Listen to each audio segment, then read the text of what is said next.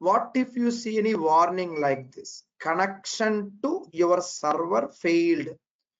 Connection was successfully established with the server, but an error occurred during the login process.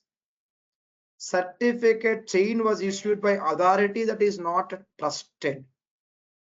Should SSMS add trust certificate to unblock connection? Say yes. Yes means it will unblock the connection. We should be able to connect now. So if direct connection is not working, simply put yes.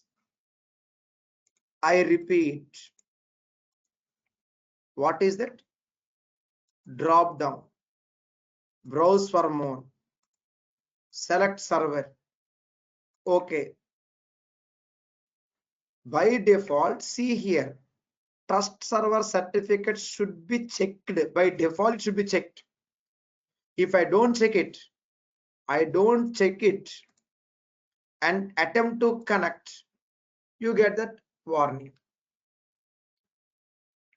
The moment you click yes, it will be checked automatically. Then connection is established.